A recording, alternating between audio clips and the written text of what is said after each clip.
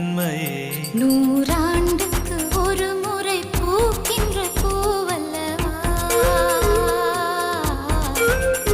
இந்த பூவுக்கு சேவகம் செய்தவன் நீ அல்லவா.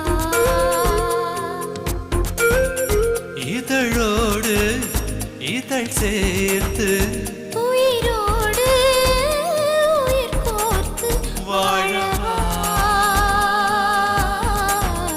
நூறாண்டுக்கு ஒரு முறை பூக்கின்ற பூவல்லவா.